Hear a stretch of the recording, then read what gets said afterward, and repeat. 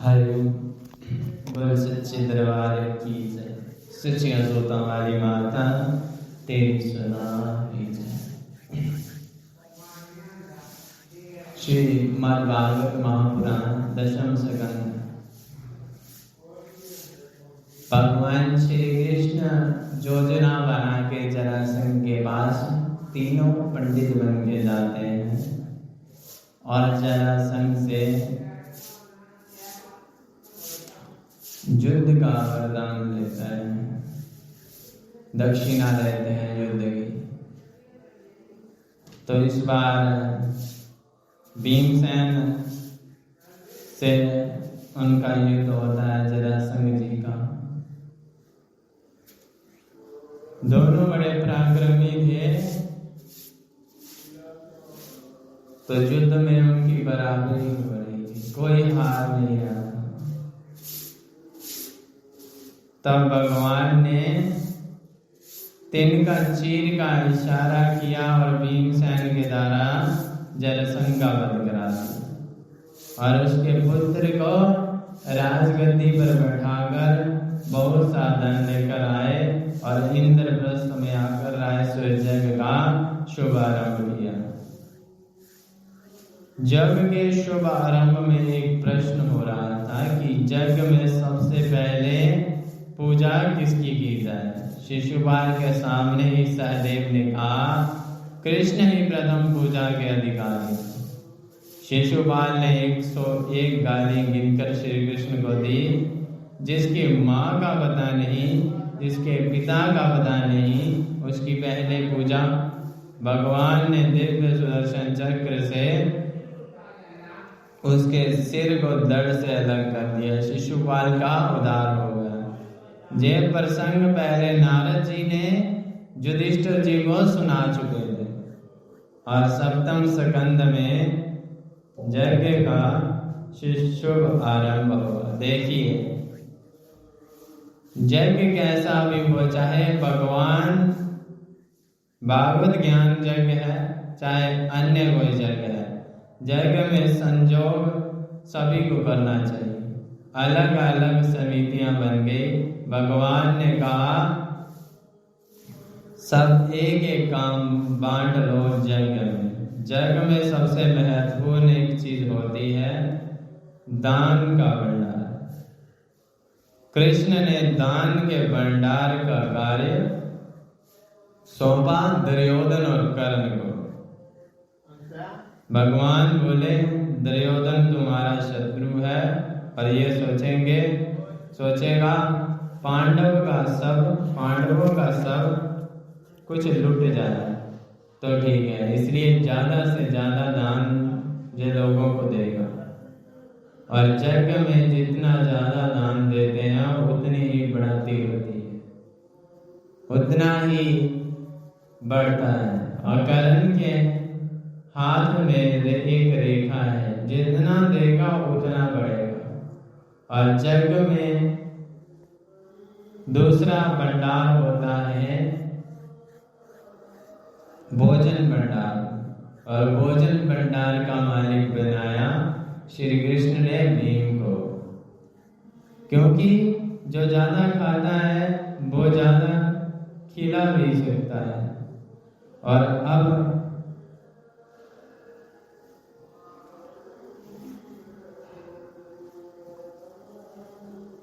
भोजन परोसना बहुत बड़ी कला है और भोजन परोसने में सभी निपुण नहीं हो सकते, इसलिए प्रभु ने भोजन परोसने के काम सौंपा द्रौपदी को। और परिवेश ने द्रुपदजा भोजन परोसने का काम द्रौपदी को। और द्रौपदी कहाँ की थी मालूम है?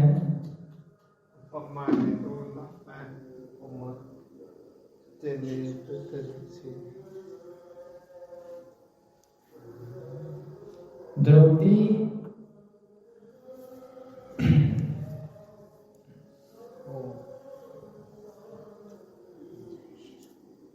पंजाब के थे, ऐसा माना गया है।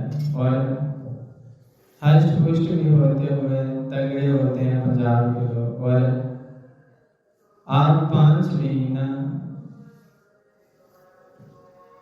पांडवों की पत्नी द्रौपदी और को संस्कृत में कहते हैं पंचाल। और पंजाब के राजा का नाम था ध्रुव। पंचाल नरेश की पुत्री होने के नाते द्रौपदी का एक नाम है पंचाली। वहां के लोगों में श्रद्धा है, कृष्ण भक्ति 2 प्रांतों में कूट कूट कर भरी है। एक पंजाब और दूसरी गुजरात में। जहां कथा में मैं आपको कहता हूं कि द्रौपदी जी को भोजन परोसने की सेवा में, और भगवान श्री कृष्ण बोले आप सभी कुछ ना कुछ सेवा कर रहे हो, कुछ सेवा मुझे भी मिलनी चाहिए। भगवान ने सोचा क्या सेवा की जाए। जब मंडप में जितने भी लोग आ रहे हैं उनके चरणों को धोने का कार्य श्री कृष्ण ने किया। कृष्ण पाद भरे जने आगंतुक लोगों के चरणों को मेरे प्रभु धोते और अपनी पीतांबरी से पहुंचते फिर अंदर बैठाते। उसी यज्ञ में दुर्योधन आया और पांडवों के महल को देखा। दीवार उसको दरवाजा दिखी और दरवाजा दीवार दिख रहा है। पानी में आंगन का आवाज हो जाने की वजह से पानी में गिर पड़ा और सिर में लग गई। द्रौपदी हंस गई। उसने हंसते हंसते कह दिया अंधे का तो अंधा ही होता है, अंधे का बेटा अंधा। 12 वर्ष का वनवास हुआ, 1 वर्ष का अज्ञातवास हुआ। बड़ा भारी संकट पांडवों के जीवन में आया और आज पांडवों का राज्य मिलने की परिस्थिति आई। श्री कृष्ण शांति दूत बनकर गए और शांति दूत बनकर परीक्षित युद्ध रोकने का बहुत प्रयास किया, पर द्रौपदी की इच्छा थी कि युद्ध हो। भीमसेन चाहते थे कि युद्ध हो। भगवान ने दोनों से कह दिया एक तरफ रहेगी मेरी सेना और एक तरफ रहूंगा मैं भी युद्ध में कोई शास्त्र ग्रहण नहीं करूंगा। और बलराम ने सोचा होगा तो वही जो श्री कृष्ण चाहते हैं। फिर मैं क्यों अपने को व्यर्थ में बीच में लाऊं। बलराम जी तीर्थ यात्रा पर चले गए। सुखदेव जी कहते हैं महाभारत इतना विचित्र युद्ध था।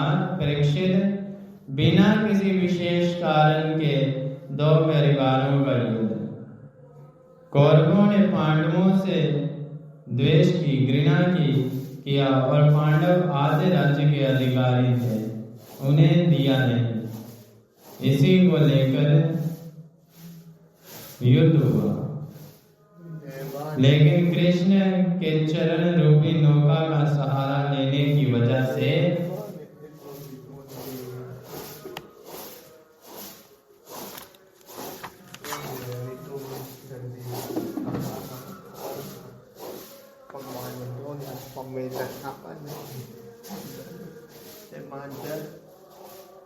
तुम्हारे बाबा पांडवों को विजय मिली और प्रभु गोविंद गोलक धाम को चले गए और उसके बाद तुम्हारा जन्म हुआ। तुमने ऋषि के गले में मरा हुआ सांप डाल दिया, इसके लिए तुम्हें 7 दिन में मरने का श्राप मिला और मैं तुम्हें कथा सुनाने आ गया।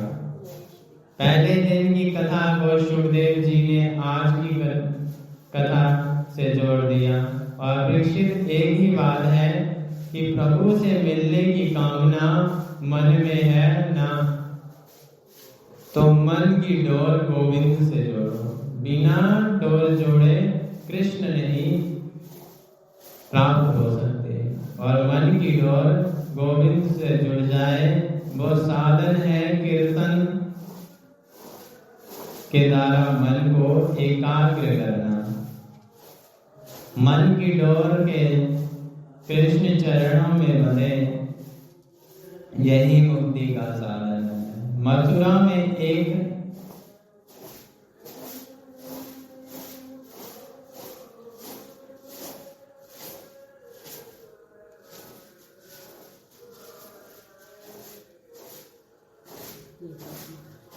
चौबी जी ने, और चौबे जी ने शाम 5 बजे भांग धोकर पी ली, और सो भांग का नशा चढ़ गया। रात भर नौका चलाई, और सवेरे के 5 बज गए।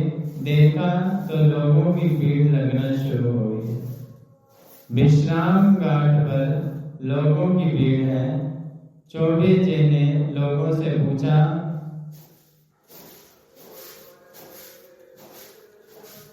उन्होंने पूछा ये कौन सी नगरी है भैया बताना। लोग बोले मथुरा। बोले ये कौन सा घाट है? बोले ये विश्राम घाट है। और रात के 5 बजे बैठे नौका में गोकुल जाने के लिए चले। रात भर नौका चली। सवेरे के 5 बजे गोकुल तो अभी आया नहीं, तुम कह रहे हो मथुरा में है, तो समझ में कुछ नहीं आया। लोग हंसने लगे। आपने नौका तो रात भर चलाई, लेकिन नौका की रस्सी जो किनारे के खंभे में बंधी थी उसे खोलना भूल गए, और रस्सी नहीं खुलेगी तो पहुंचेगी कैसे? गोपाल के चरणों में मन की डोर बंध जाए तो संसार आपके लिए जंगल है। और सुखदेव जी महाराज कहते हैं, परीक्षित मैं तुम्हें एक बड़ा सुंदर प्रसंग कहूंगा। कृष्ण जैसा करुणा का सागर कौन हो सकता है? कृष्ण के एक बचपन के सगा थे। कृष्ण के बचपन के सखा जिनका नाम है सुदामा। हम आपको सुदामा की कथा सुनाते हैं, उनके चरित्र में चर्चा करते हैं। सुदामा का जीवन क्या था? सुदामा के बारे में लोगों के मन में कुछ भ्रांति है। शास्त्र में कुछ लिखा है, लोग कुछ कहते हैं कि सुदामा घर घर भीख मांगते थे, और घर में खाने के लिए फूटी घोड़ी नहीं थी, और घर घर से भिक्षा मांग कर लेके आते। लेकिन सुदामा जी केवल 5 कर मांगते थे, छठे घर में नहीं जाते थे। और लेकिन भागवत में एक जगह भी सुखदेव जी ने सुदामा को भिख मांगा नहीं कहा। एक जगह भी सुखदेव जी ने भिखारी नहीं कहा। श्री सुदामा बचपन से ही विरक्त थे। इंद्रियों में सुदामा की विरक्ति है। सुदामा का प्रशांत मन है और जितेंद्रिय है।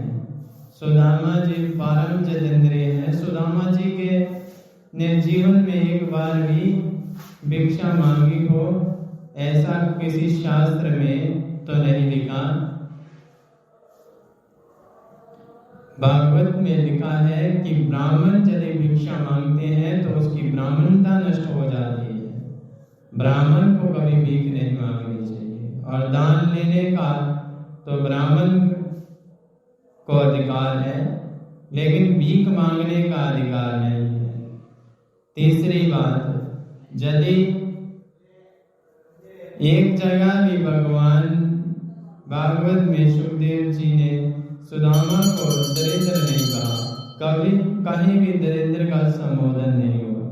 लेकिन मैं समझता हूँ कि जितने सुंदर विश्लेषण श्री सुदामा के लिए प्रयुक्त किए आचार्य सुखदेव जी ने, उतने तो किसी बड़े संत के लिए भी नहीं किए। सुदामा जी के घर में सुबह खाएं तो शाम के लिए अन्न नहीं रहता, बिल्कुल सही बात है। लेकिन सुदामा दरिद्र है, ये बिल्कुल गलत बात है। गरीब होना अलग बात है और दरिद्र होना अलग बात है। सुदामा गरीब है लेकिन दरिद्र नहीं। और एक दरिद्र वो है जिसे संतोष नहीं, असंतोषी, जिसके मन में संतोष नहीं है, वही दरिद्र कहा है भागवत के अनुसार। संतोष रूपी धन जिसके जीवन में आ जाए फिर वो दरिद्र थोड़ी है। सुदामा ने अपने जीवन में एक पैसा किसी से मांगा नहीं और एक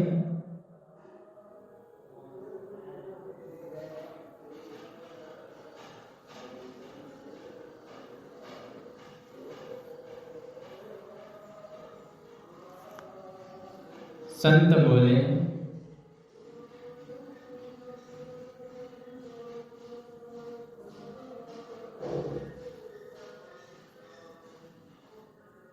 दरिद्र वही है जो असंतोषी है। भयंकर गरीबी है सुदामा जी के जीवन में, लेकिन मांगते कभी किसी से नहीं। सत्संग में जो आ जाए, कथा कीर्तन में जो आ जाए, उसी से घर का पालन करते हैं। और कभी कभी नहीं आता तो फल खाकर दिन निकाल देते हैं। वो भी नहीं मिलते तो खेत कटने के बाद अन्न के जो दाने खेत में पड़े रह जाते हैं, सुदामा उनको बीन कर लाते और धोकर सुखाते और पीस कर 4 रोटी बना देते थे। और पत्नी खाती तो स्वयं खाते। और एक दिन उनकी पत्नी के मन में बड़ी भारी पीड़ा हुई। बेचारी क्या करे, बड़ा भारी उसके मन में कलेश हुआ। एक दिन हाथ जोड़कर सुदामा जी से बोली, सुनिए, आपको मालूम है द्वारिका के नाथ जो श्री कृष्ण हैं वो आपके बचपन के मित्र हैं।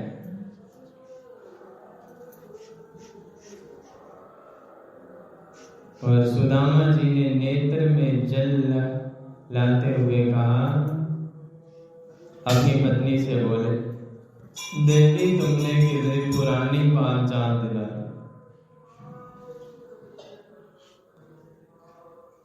कृष्ण केवल मेरा मित्र नहीं है, वो तो मेरे हृदय से भी प्यारा दोस्त है। और दोनों एक संग रहते थे, एक संग पढ़ते थे, एक संग खेलते थे। आजकल वो द्वारिका का राजा है और मैं अपनी कुटिया का राजा हूँ। सुदामा जी की पत्नी ने कहा, सुनिए, क्या आपके मन में कभी द्वारका नाथ जी से मिलने की इच्छा नहीं हुई? सुदामा जी बोले, देवी, ऐसा कौन संसार में मनुष्य होगा जो श्री कृष्ण जैसे मित्र से को पाकर बार बार मिलना नहीं चाहेगा। लेकिन मैं कैसे जाऊं बताओ, घर में खाने को कुछ नहीं है, मांगता कभी किसी से नहीं हूं, इसलिए मुझे जब भी कृष्ण से मिलना होता है ना, तो आंख बंद करके मिलकर वापस चला आता हूँ। पत्नी ने सोचा तब तो हो गया कल्याण। जब तक जिस शरीर से नहीं जाए तो कृष्ण देखें कैसे कि गरीबी कितनी है। मेरे पति को कृष्ण देखेंगे तो पता चलेगा कि ये कितनी गरीबी में है, और पता चल जाएगा तो वो सब कुछ दे देंगे। पत्नी ने कहा, सुनिए, मैं अर्धांगिनी हूँ। पति कितनी भी भक्ति करे उससे पत्नी पर कोई असर नहीं होता, लेकिन यदि शरीर से यदि सदकर्म यदि पति करता है तो आधा फल पत्नी को मिलता है। एक बार शरीर से कृष्ण से मिलने चाहिए। सुदामा बोले, देवी तुम जानती हो मैं मांगता किसी से नहीं हूँ, घर में कुछ रहता नहीं, मित्र के घर और गुरु के घर कभी खाली हाथ जाते नहीं है, इसलिए मैं जा नहीं सकता। कैसे जाऊं? पत्नी ने से रहा नहीं गया और बड़ा साहस करके बोली, यदि श्री कृष्ण प्रसन्न हो गए आपके ऊपर तो आपको बहुत सा धन दे देंगे। इस बात को सुनकर सुदामा एकदम गंभीर हो गए और बोले, अब तो मैं बिल्कुल नहीं जाऊंगा। यदि धन की कामना से कृष्ण के पास भेजोगी तो मुझे तो जीवन में नहीं जा सकता। यदि ये कहो कि केवल दर्शन करने के चले जाओ तो जरूर जाऊंगा, क्योंकि यही जीवन का परम लाभ है कि उत्तम श्लोक श्री कृष्ण का मुझे दर्शन मिल जाए। यदि धन की कामना से भेजोगी देवी तो जीवन में मैं कभी जा सकता हूँ, कभी नहीं जा सकता। पत्नी ने कहा, कोई बात नहीं, आप जाइए। तो सही, एक बार आपको जाना ही चाहिए, और मैं ऐसा मानती हूँ यदि आप एक बार चले गए और कृपा के नाथ है द्वारका नाथ, वो कृपा करेंगे और दर्शन ही करके आइए, कुछ नहीं कहना है। सुदामा ने कहा, देवी तुम तो जानती हो घर में कुछ है नहीं। पत्नी बोली, आप स्नान करके आए, मैं कुछ व्यवस्था करती हूँ। सुदामा की पत्नी सुशीला ने मन में सोचा कि मेरे पति जब द्वारकाधीश के पास जाएंगे और द्वारका नाथ मेरे पति का आदर करके पूछेंगे, सुदामा कैसे हो, तो मेरे पति एक ही जवाब देंगे, द्वारकाधीश को कृष्ण मेरे सामने मेरे समान सुखी संसार में कोई नहीं है, और मेरे समान सुखी दूसरा ब्रह्मा की बनाई हुई सृष्टि में कोई नहीं है। लेकिन द्वारका नाथ को ये पता कैसे चले कि मेरे घर में एक दाना अन्न का नहीं है। इसलिए सुदामा की पत्नी ने जाचित्वां चतुर्मुष्टिं विप्रानो प्रतुकतुंडला, सुदामा की पत्नी ने एक मुट्ठी चावल लाए और 5 घरों से 5 मुट्ठी चने लाई, और सुदामा की पत्नी यदि इशारा कर देती तो ज्यादा चावल भी ला सकती थी, लेकिन एक मुट्ठी चावल भी लाए।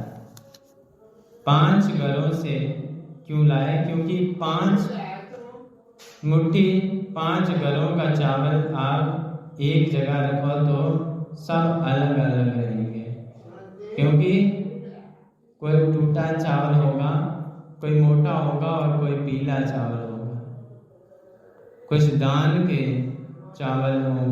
और उन चावलों को भी सुदामा की पत्नी ने एक कपड़े में बांधा और वो एक विलसित कपड़ा 5 जगह से सिला हुआ था, ताकि द्वारकाधीश इसे देखते ही समझ जाए कि सुदामा के घर में एक मुट्ठी चावल भी इसका अपना नहीं है और एक बलिष्ठ कपड़ा भी घर में साबुत नहीं है। ये कितनी बुद्धिमानी का परिचय दिया है। सुदामा जी के हाथ में वो चावल की पोटली दे दी और जाते समय सुदामा के नेत्र आंसुओं से गीले हो गए और पत्नी से बोले, मैंने द्वारका का मार्ग तो नहीं देखा, पर तुमने कोई गलत नहीं कहा। कृष्ण से मिलने को कहा मुझे। ऐसी पत्नी भगवान सबको ही दे, जो गोविंद से मिलने की प्रेरणा दे। सुनो, खूब भजन करना, भगवान की खूब माला जपना, सब प्रभु ठीक करेंगे। सुदामा जी का शरीर कैसा है दर्शन करें। 20 जगह से धोती फटी हुई है और सिर ढकने को वस्त्र नहीं है। फूटा सा जूता है, फूटा सा लोटा है और फटे से जूते हैं। टूटी सी छड़ी है, उधड़ी सी रस्सी है। पैरों में बावियां फड़ी हुई हैं और मोटे इतने हैं कि एक एक हड्डी सुदामा के शरीर की गिन के बता सकते हैं, इतने दुबले होते। लेकिन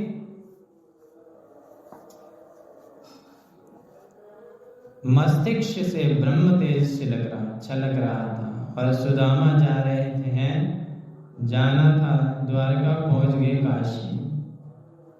रास्ता भूल गए, काशी चले गए, वृंदावन चले गए, पुष्कर चले गए। घूमते घूमते पता नहीं कहाँ जा रहे हैं।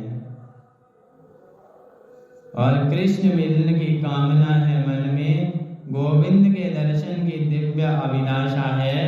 इसी अभिलाषा का परिणाम ये हुआ कि भूख प्यास सुदामा भूल गए, और भूख प्यास लगना शरीर का धर्म है। लेकिन सुदामा निकट भविष्य में कृष्ण दर्शन रूपी परम आनंद मिलने वाला है।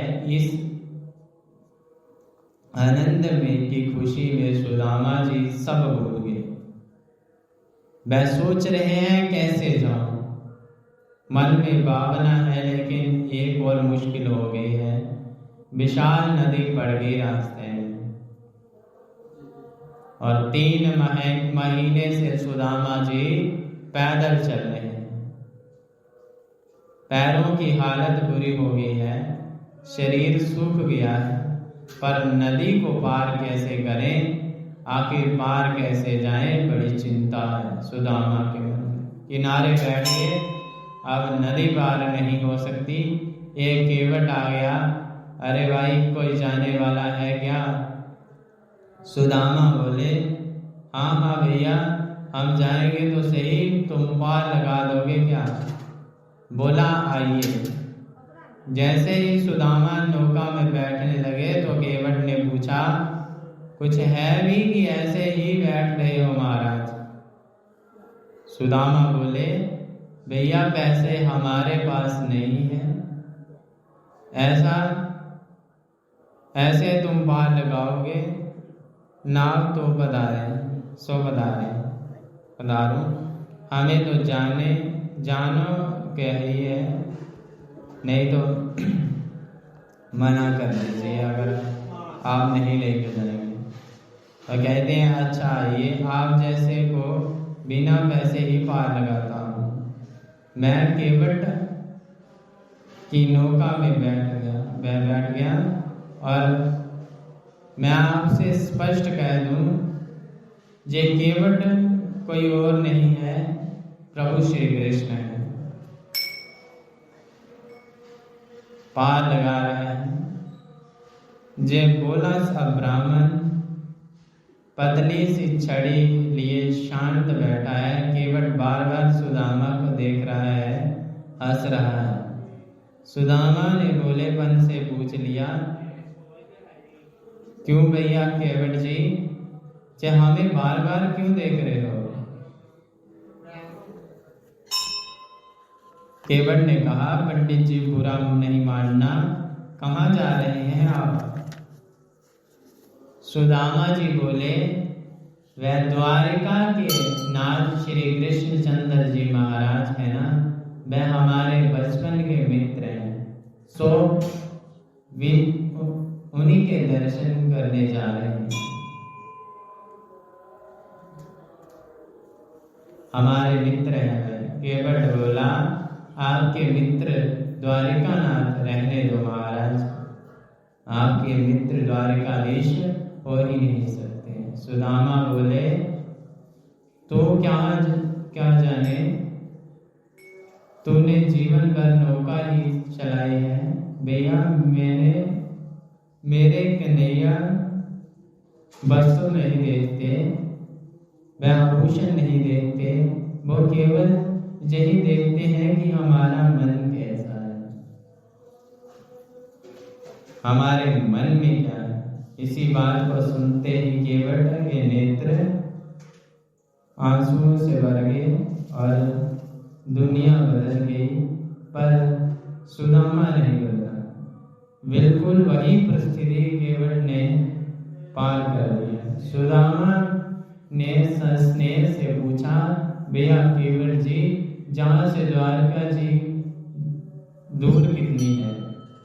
बोले, वैसे तो बहुत दूर भी है नहीं है पंडित जी, लेकिन आपके चेहरे को देखकर मैं इस निष्कर्ष पर पहुंचा हूँ कि आप पूरी हिम्मत करके भी चले तो दिन भर में आधा किलोमीटर भी नहीं चल सकते, आपको 3 महीने का समय और लगेगा द्वारका पहुंचने में।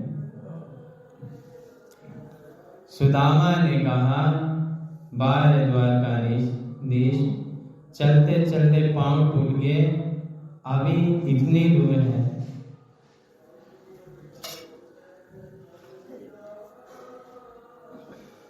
कहते हैं, अरे गोविंद, मुझे तुमसे बेटा बेटी नाती पोता धन संपत्ति नहीं चाहिए, केवल तुम्हारे दर्शन की कामना से आ रहा हूं, पर अभी 3 महीने की दूरी है, तुम्हारी 1000 बार गरज पड़े तो हमें बुलाइए, नहीं तो हम तो जहाँ सो रहे हैं। नदी के किनारे सुदामा मिट्टी की डली को तकिया बनाकर सो गए और आधी धोती ओढ़ आधी पहन ली, लेकिन सोया था नदी के किनारे, और जैसे ही उस ब्राह्मण की नींद खुली तो द्वारिका का दर्शन हो रहा है। बड़े बड़े प्रसाद, बड़े बड़े दिव्य महल, स्वर्ण मंडित दरवाजे, जय श्री कृष्ण, जय श्री कृष्ण, जय श्री कृष्ण नाम की आवाजें सबके मुंह से निकलती। और सुदामा ने देखा, ये तो बहुत सुंदर नगरी है, कहीं सपना तो नहीं देख रहा हूँ, बड़े बड़े प्रसाद दिख रहे हैं सुदामा जी को। ढूंढते ढूंढते द्वारिका के द्वार पर आ गए। कृष्ण के द्वारपालों का बड़प्पन देखिए, कितने विनम्र हैं। जो वास्तव में बड़े होते हैं वह शांत स्वभाव के होते हैं, विनम्र रहते हैं, और जो गलती से बड़े हो जाते हैं उनमें घमंड आ जाता है, बड़प्पन आ जाता है।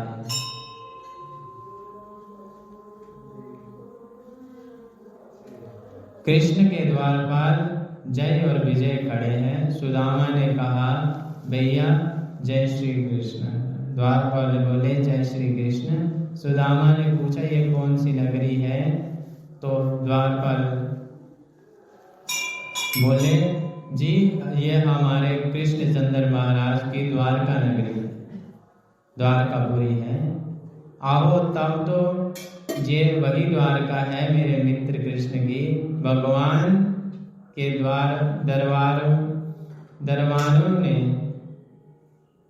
द्वारपालों ने उस ब्राह्मण का उपवास नहीं किया। सज्जनों, जिस ब्राह्मण के चरणों में जूते नहीं, उसने जब ये कहा कि मेरे मित्र कृष्ण की द्वारिका, तो जय विजय दोनों सुदामा के चरणों में गिर पड़े और उनकी आंखों में आंसू आ गए और बोले, महाराज, हमारे प्रभु के मित्र तो आप जैसे ही होते हैं और मेरे प्रभु तो करुणा के सागर हैं। सुदामा ने कहा, सुनो, आप ये मत सोचना कि मैं कुछ मांगने आया हूँ, केवल मुझे गोविंद का दर्शन करा दो, केवल 1 मिनट मेरे कन्हैया की झांकी दिखला दो बस, और मुझे कुछ नहीं चाहिए और कोई कामना नहीं। द्वारपाल उनको प्रणाम करते हुए कहते हैं, एक बात आपसे कहें पंडित जी, हमारे प्रभु यहाँ संत ब्राह्मण आने पर कोई रोक नहीं है। ब्राह्मण और संत को बिना अनुमति के भीतर प्रवेश पा सकते हैं और हम आपको भीतर लेकर जाएं तो इस बात का हमें दंड नहीं मिलेगा। लेकिन एक बात है, आप हमें महल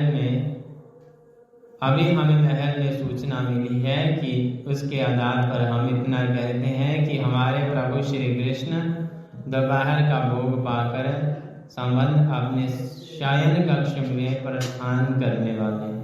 अभी 2 मिनट यहाँ विराजिए, हम प्रभु के पास जाते हैं और यदि वे शयन कक्ष में नहीं पधारे हैं तो आपका समाचार प्रभु को सुना देंगे।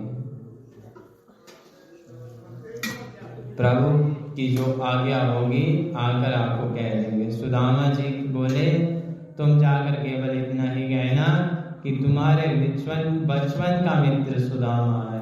जय विजय ने जाकर द्वारकाधीश से प्रार्थना की। भगवान ने कहा, बोले, क्या बात है? जय विजय बोले, आपके विश्राम में विघ्न डालने के लिए की दृष्टता के लिए हम क्षमा चाहते हैं। प्रभु तो साक्षात करुणा के सागर जय और विजय की को भी इस बात का अभिमान है कि हम द्वारकाधीश के द्वारपाल हैं।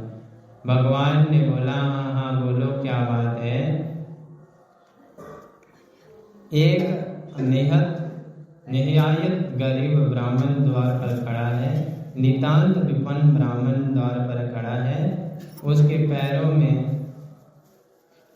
बाइयां फटी हुई हैं और सिर ढकने के लिए बस्तर नहीं है। 20 जगह से धोती फटी है।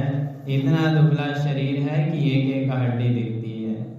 टूटा सा लोटा है और छोटी सी छड़ी है। उधड़ी सी रस्सी हाथ में लगी है और आपको बचपन का मित्र उसने कहा है। अपना नाम उन्होंने सुदामा बतलाया। आपका दर्शन करने चाहते हैं। जैसे ही द्वारकाधीश ने सुना कि मेरा मित्र सुदामा आया है, अरे तुम उन्हें अंदर क्यों नहीं लाए? अपने सिंहासन से नीचे उतर पड़े और दौड़ लगाते जा रहे हैं द्वारकाधीश। और अब उनका दुपट्टा कहीं गिर पड़ा, कुंडल कहीं गिर पड़े, चरण पादुका कहीं रह गई, नंगे पैर ही दौड़ते जा रहे हैं। लेकिन प्रधान द्वार पर आने के लिए 7 ड्योढ़ियां को पार करना पड़ता था। तपती हुई धूप में प्रभु ने एक ड्योढ़ी पार की। द्वारका में हड़कंप मच गया और महामंत्री उद्धव जी ने पूछा, क्या हुआ? द्वारपाल बोले, हमसे एक बहुत बड़ी गलती हो गई महामंत्री जी।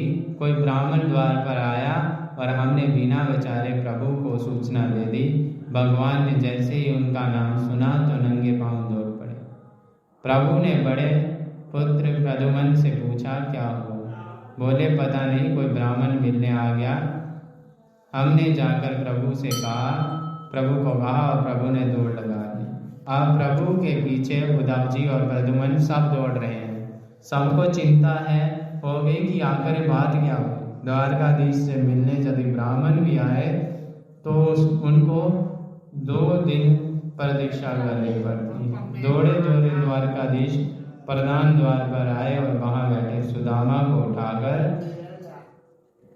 गले से लगा लिया और जाने कितने दिनों से मिलने को तरस रहे थे।